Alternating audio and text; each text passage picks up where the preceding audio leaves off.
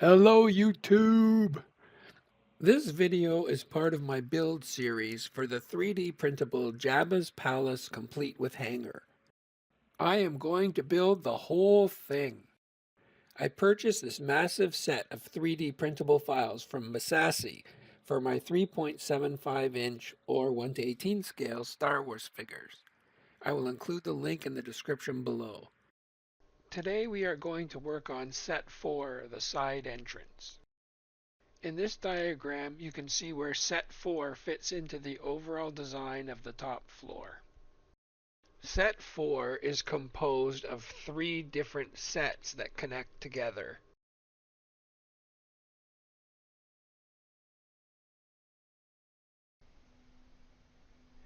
This is the second video of my build of set 4, the side entrance. If you haven't already watched the first video, or any of my other Jabba's Palace videos, you can find them in my playlist that I have linked to in the description below. In this video, I will show you how to fill in the seams between the assembled printed pieces. I will also show you how to apply mortar to add texture and depth to the floors and walls. Then I will show you how to spray the primer and base coat, how to paint the various surfaces, and how to add streaks to the walls.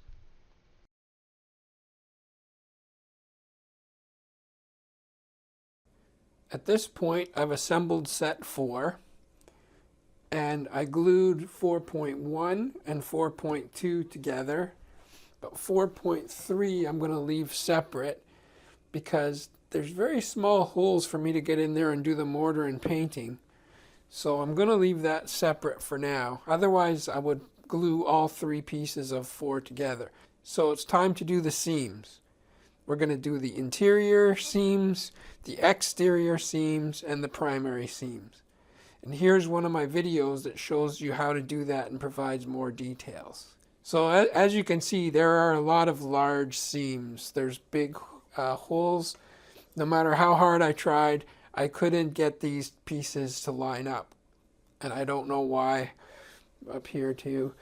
I had a hell of a time getting everything to line up, but that's okay because I'm going to fix them with wood filler. I'll fix up all the seams. Here you can see that all the seams are finished. I used the white drywall plaster over top of spackle on the exterior seams. And on the primary seams I used the wood filler, so it's the more yellowish color.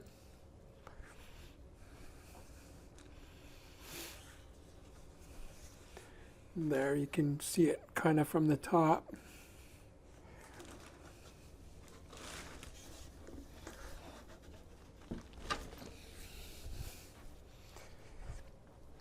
And there's the other side.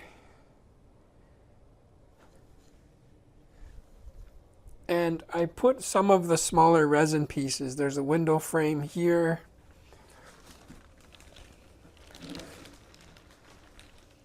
There's 4 tubes that were glued into here.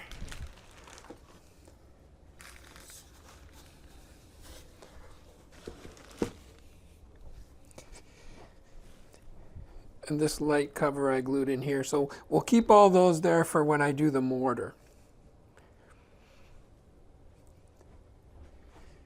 And you could see there's the smaller piece that's going to go on the other end.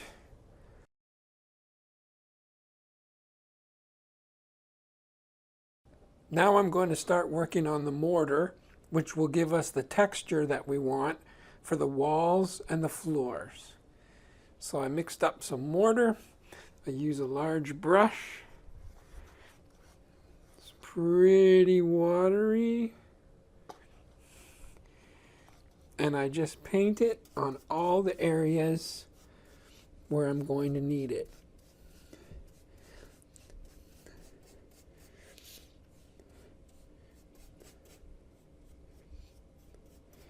Here's a link to my video that shows you all about how I use mortar to add texture. Here are some different angles of what the final product looks like after the mortar has dried and the edges have been sanded off.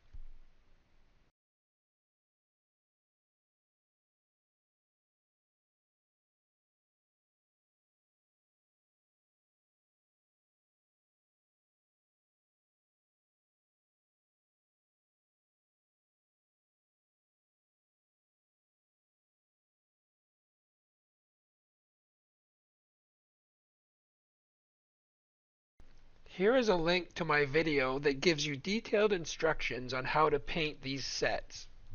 This is what it looks like with the base coat completed. I used a whole can of Rust-Oleum Painter's Touch Satin Nutmeg. This is a primer and paint all in one. I did about 6 coats everywhere because there was a lot of seams covered and I wanted to make sure they were well painted. So a whole can for the whole set, including the back piece. At this point, I've applied the burnt umber and black washes. For this particular set, set number 4, there are a lot of places that I need to mask before I can use my airbrush for the next step. So all of this would need to be masked, all these areas, and then on the other side, there's just tons of areas that I would need to mask. And I want to avoid all that work. Instead, I'm going to hand paint the desert yellow where I need it, which will give me more control. To get the paint ready, I'm going to dilute it with thinner. So we're using Tamiya XF59 Desert Yellow.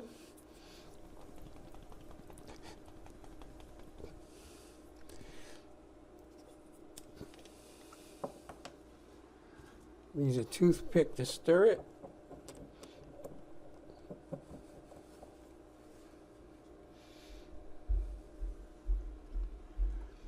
We'll use a pipette to take out 1 milliliter.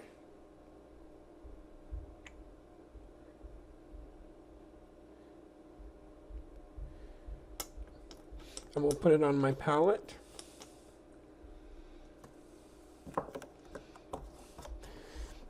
Then we'll use the Tamiya X20A thinner, which is designed for their own acrylic paints. And we'll take another milliliter.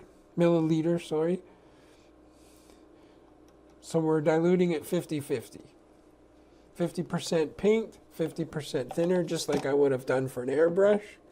But this time, I'm making more, it's not technically a glaze, but I'm going to call it that. So a much thinner paint, and then I'm going to dry brush it basically on. A little bit thicker than a dry brush, not a pure dry brush.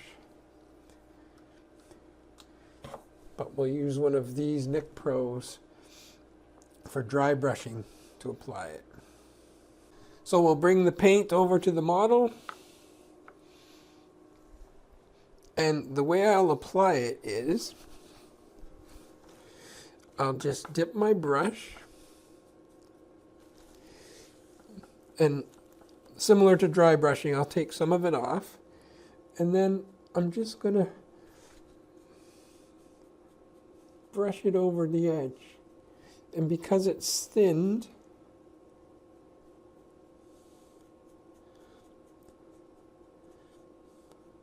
it's going to flow similar to if I had an airbrush.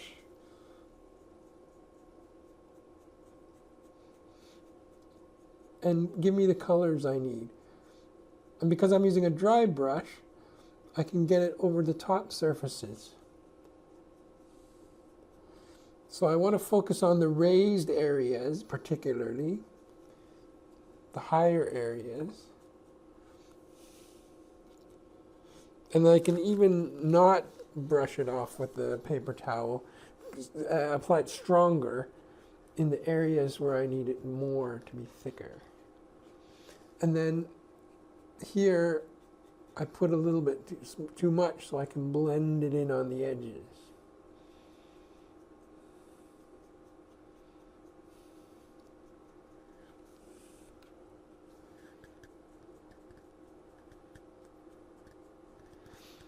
And because it's thinned, you can see the wash, the dark washes in the burnt umber wash, black and burnt umber, are actually showing through. So it's kind of glazing over the top and giving me the brown color that I want.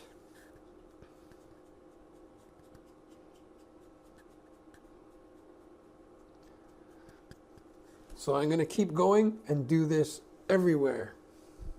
For the symbols over the arch, I used a number 2 flat brush. and Tamiya XF59 desert yellow. And I just painted over the top surfaces of all the symbols, just like I did with set number 2. And then what I'm going to do is, previously I did several extra black washes all in this area, and I'm going to do one final black wash just to tie everything in. For the floors, I'm going to use a similar technique, but this time I'm going to use Tamiya Buff XF57, which is a little bit lighter than the other one. And I mixed it again in a small cup, half Tamiya Buff, half Tamiya Thinner. And then we're just going to put it on, same brush, and then we just brush it on.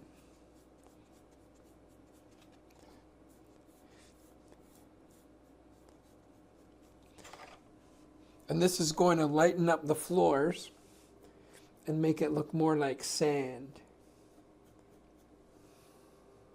So we'll do that for just the floors all over the whole model. Now I need to paint the copper pipes that I've glued into the wall. So to do that, I'll use some Tamiya XF-6 copper and a number 1 Nick Pro flat brush.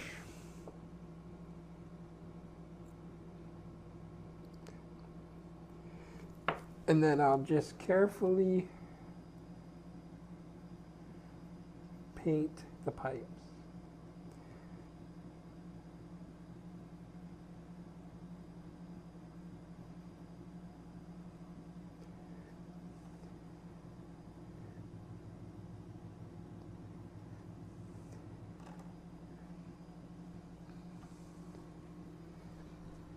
And I can't forget to also do the pipes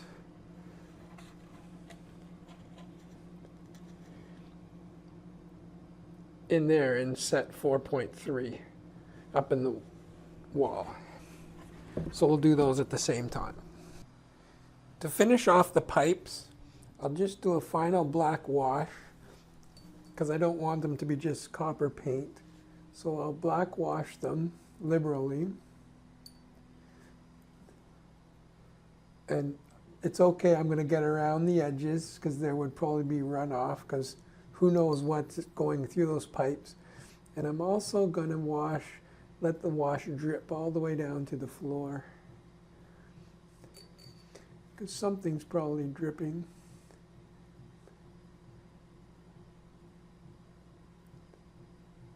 And even get a bit on the floor.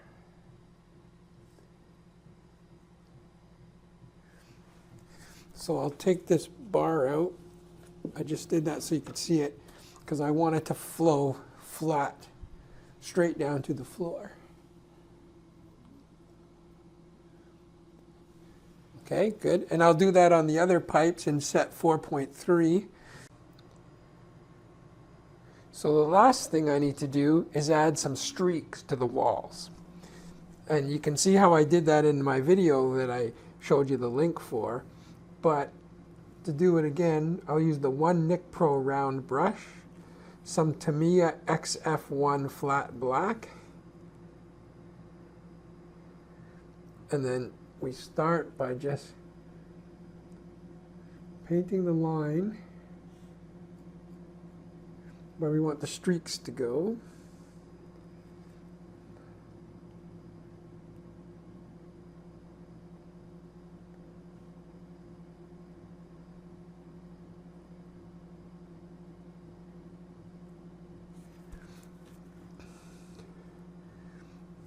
Maybe we'll do some more over here.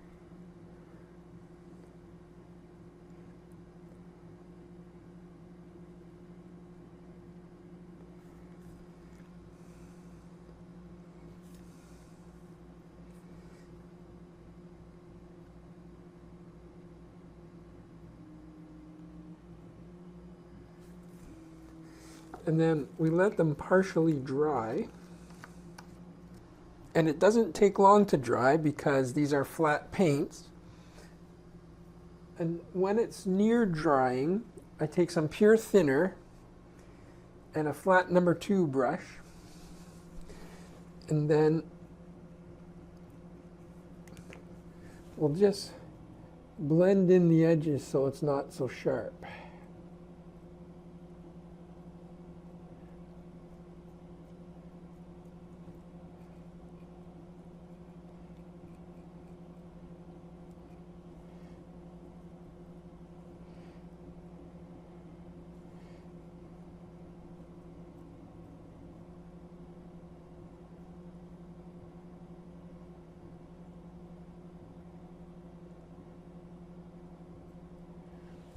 Like that, and then we'll keep going.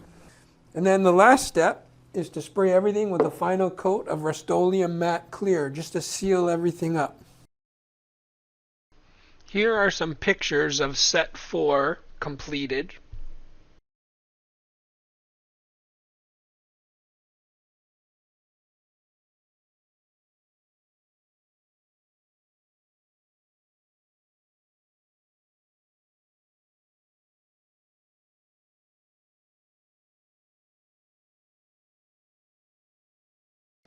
And here are some pictures of set 4 combined with sets 1, 2, and 3.